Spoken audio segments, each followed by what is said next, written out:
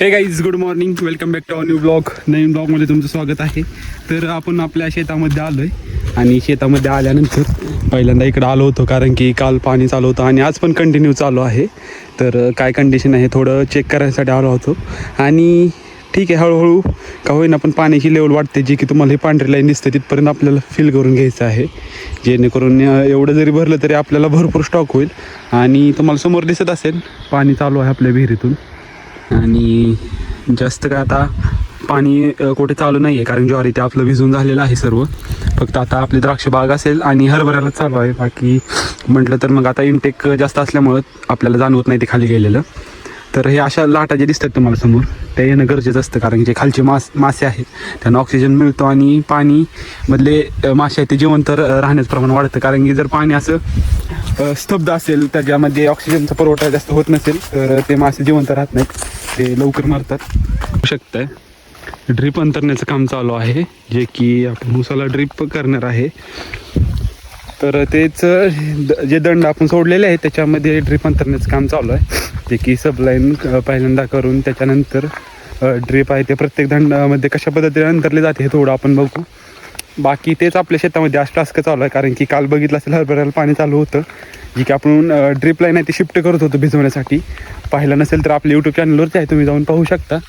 तर समोर बघू शकता पाईप वगैरे सर्व सामान आणलेलं आहे. आता फक्त ते त्याची जोड करून बाकीचं बेसिक आहे ते करण्याचं काम चालू आहे.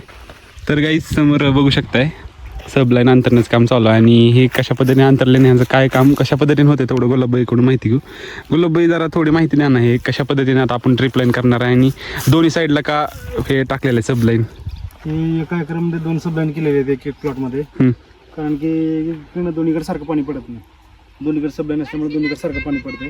त्यासाठी प्रत्येक प्लॉटमध्ये 2-2 सबलाईन केलेले आहे. ते मेन लाईन केलेलं आहे. 5 फुटावर लागण असल्यामुळे 5 फुटावर सऱ्या मारून घेतल्या आणि ड्रीप हातरायचं काम चालू आहे. बरं, तर काहीच बघू शकताय अशा पद्धतीने आपल्याला गुलाबबाईने थोडी माहिती दिली. तर हे मेन लाईन आहे आणि बाकीचे जे आडवे दिसतात ते सब लाईन आहेत. तर तिकडं बघू शकता तुम्ही ड्रीप अंतरण्याचं काम चालू आहे, जे की ड्रीप अंतरल्यानंतर आपण एकदा भिजवून त्यानंतर ऊस लावून घेणार. ऊस म्हणजे आपण रोपं बुक केलेले आहेत, ते रोपं आल्यानंतर मग ते काम चालू होईल. हरभरा भिजवायचं काम चालू होतं त्याच्यामुळं थोडं हे ऊस लागणीचं लांबलं, पण ठीक आहे, आपण रोपं लावणार असल्यामुळं एवढा काही इश्यू येणार नाही. तर समोर बघू शकताय ड्रीप अंतरण्याचं काम चालू आहे.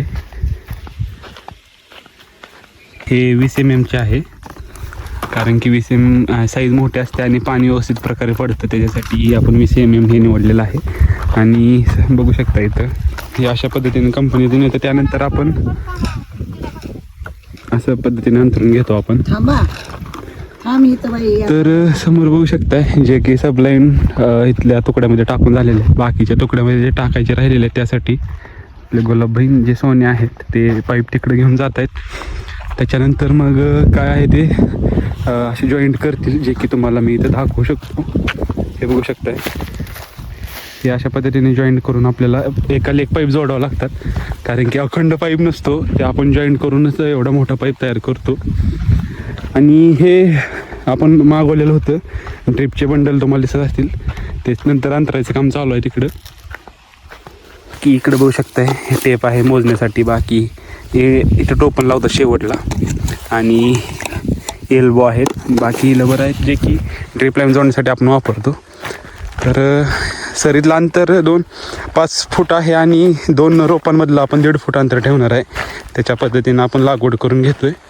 हे सगळं जोडून झाल्यानंतर मग रोपं आपण लावून घेऊ कारण पाण्याची व्यवस्था जर चांगली झाली तरच ते ऊसाचं पीक चांगलं येतं. त्यामुळं आधी पाण्याची व्यवस्था आपण करून घेतो आहे, त्याच्यानंतर मग ऊस लावून त्याचे काय असतील ते ट्रीटमेंटचं शेड्यूल आपण फॉलो करू. सुरुवातीला थोडंसं त्रास आहे, जोपर्यंत आपण जोड करून घेतो पाण्याची व्यवस्था, पाणी पडत नाही व्यवस्थित तोपर्यंत थोडं आहे. पण एकदा जर ते व्यवस्थित केलं तर नंतर सारखं त्याला बघावं लागत नाही कारण की त्यामुळं कोणतंही काम करताना थोडा टाईम लागू द्या पण ते व्यवस्थित करा. त्यानंतर त्याच्याकडे सारखं बघावं नाही लागलं पाहिजे, हे आपण काळजी घेतली पाहिजे. तर समोर बघू शकता आता पाईप अंतरून नंतर ते जोडीचं काम करतील.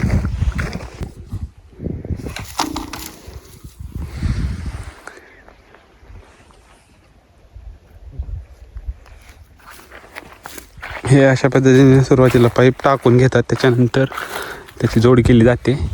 तर आपण आपल्या लर्निंग स्टेजमध्ये आहे आणि प्रत्येक छोटी ना छोटी गोष्ट आपण बघतोय, शिकतोय आणि त्या आपल्याला चान्स मिळाल्यानंतर प्रॅक्टिकली करण्यासाठी वेगळीच मजा असणार आहे. त्यासाठी तुम्ही जर चॅनलला नवीन असाल तर जरूर सबस्क्राईब करा आणि या जर्नीमध्ये सहभागी व्हा, कारण की आपल्याला खूप काही वेगळं करायचं आहे आणि ते अचीव करायचं आहे. आणि ते अचीव केल्यानंतरची जी मजा आहे ना, त्याच्यानंतर जर मिळालेलं सक्सेसमध्ये सेलिब्रेशन करण्याचा जो फील आहे ना, तो खरंच वेगळा असतो. त्यासाठी आपल्याला पेशन्स ठेवावं लागतात, खूप सारे आव्हानं झेलावं लागतात, त्यांना सामना करून पुढे जावं लागतं आणि त्यानंतर कुठं मग आपण जे स्वप्न बघितले ते पूर्ण होत असतं. तर त्याच आपण गोष्टी शिकतो आत्ता. त्याच्यानंतर आपल्याला काहीतरी वेगळं ह्याच्यामध्ये करायचं आणि ते नक्कीच आपण करू. त्यासाठी तुमची साथ महत्त्वाची आहे. त्यासाठी जर अजून चॅनलला सबस्क्राईब केले नसेल तर अवश्य तुम्ही चॅनलला सबस्क्राईब करा आणि आपल्या व्हॉट्सअप ग्रुपला जर जॉईन झालं नसेल तर त्याची लिंक डिस्क्रिप्शनमध्ये आहे, त्याच्यावरती जाऊन तुम्ही जॉईन होऊ शकता. थोडं वातावरण तुम्ही बघू शकता किती क्लिअर झालेलं आहे आत्ता. तर मी जेव्हा XYZ ठिकाणी होतो तेव्हा तिथं यूट्यूबवरचे ब्लॉग आहेत, तुम्ही पाहू शकता, तुम्हाला समजून जाईल. त्याचं मी खाली डिस्क्रिप्शनमध्ये लिंक मेन्शन करतो, त्याच्यावरती जाऊन सुद्धा तुम्ही पाहू शकता. तर तिथं श्वास घेण्यासाठी गुदमरत होतं माहिती का, एवढं दूषित हवा, गाड्यांचे हॉर्न, धूर निसता धूर सगळा. काय कसं जगते असली लाईफ तर आपल्याला जगायची नाही. लाईफ एकच आहे, त्यात पण एवढं कंजेस्टेड ह्याच्यात कोणी सांगितलं अरे आहे नाही तर चान्स आपल्याला ते करू शकतो आपण. आणि जर गट्समध्ये असेल ना तुमच्यामध्ये करून दाखवायचं तर नक्कीच होतं. ते थोडं टाईम घेत असतात कोणत्या पण गोष्टी, त्यामुळं थोडं वेट करायचं. नक्कीच इन फ्युचर आपण एक वेगळं उदाहरण सेट करू आणि ते नक्कीच करणार आहे मी. थोडंसं बसलेलो आहे आपण इथं, कारण की इकडे काम चालू आहे आपलं. ते थोडं बघूया कशा पद्धतीने करतायत काय, आणि इथून नजारा बघू शकता तुम्ही.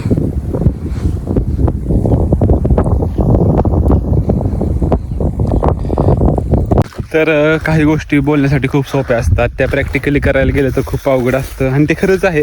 आपण बोलायला काही एका मिनटामध्ये काही बोलू शकतो, पण ते प्रॅक्टिकली करणं खूप अवघड असतं. त्याच्यामध्ये आव्हानं खूप येतात. पण जर आपल्या इंटरेस्टचा भाग असेल, आपल्या इंटरेस्टची फील्ड असेल तर ती आव्हानंसुद्धा आपण इझिली फेस करू शकतो आणि त्यांच्यावर मार्ग काढून पुढे जाऊ शकतो. त्याच्यामुळं तुमच्या इंटरेस्टची फील्ड बघा, त्याच्यामध्ये काम करायला सुरुवात करा. ते किती पण छोटं असू द्या, किती पण काय मोठे असू द्यात, ते बघू नका, काम करत राहा. कारण की एका रात्री तर कोणाला सक्सेस भेटत नाही, त्याच्यावरती खूप घासावं लागतं, आपल्याला खूप काम करावं लागतं आणि त्याच्यानंतर कुठेतरी आपल्याला एक आशेचा किरण दिसतं की बाबा हां आपण ह्याच्यामध्ये करू शकतो, आपल्याला रिझल्ट दिसायला लागतात मग. आणि छोटे छोटे जे विजय असतात ना, आपलं आता एखादं काम करतो, एक अचिव्हमेंट असते छोट्या ते साजरे करा, कारण की त्याच्यापासून एक वेगळी ऊर्जा मिळते आपल्याला. जर आपण म्हटलं की ही गोष्ट मोठी झाल्यानंतर आपण हे करायचंच नाही, छोट्या ह्यातून तुम्ही सेलिब्रेशन करा आणि एक वेगळ्या प्रकारचं मोटिवेशन मिळत राहील. त्याच्यामुळं स्वतः जेवढं आपल्याला मोटिवेट करता येईल तेवढं करा, कारण की बाकीचे सांगणारे खूप असतात जे की तेवढ्या पुरतच असतं, पण काय असतं अवलंबून ते सर्व आपल्यावर असतं. त्याच्यामुळं स्वतःला मोटिवेट करत राहा आणि काम करत राहा आपल्या स्वप्नावरती. एक ना एक दिवस नक्की येत असतो. तर काही समोर बघू शकता आंबे किती भारी दिसतात, ते मोहर आल्यामुळे आता त्याला, आणि काल त्याला आपण फवारून पण घेतलेलं आहे. तर सध्या गोटा रिकामा आहे, कारण की जनावर आहेत ते आपले दिवसभर बाहेर चरण्यासाठी असतात. त्यानंतर सायंकाळी मग त्यांची जी प्रोसेस असते ते मिल्किंगची ती केली जाते आणि त्याच्यावरचा डिटेलमधला व्हिडिओ आपल्या यूट्यूब चॅनलवरती आहे. तुम्ही जर पाहिला नसेल तर तुम्ही अवश्य जाऊन आपल्या चॅनलवरती जाऊन पाहू शकता. तर आपले पिताश्री समोर गेलेले आहेत, जे की बघतायत आपले लेबर्स कशा पद्धतीने अंतरतायत काय नाही, कारण की अनुभवी माणूस लागतोच, जे की बरोबर करतात चूक करतात हे आपल्याला समजलं गेलं पाहिजे. त्यासाठी अनुभव खूप खूप खूप कामी येतो.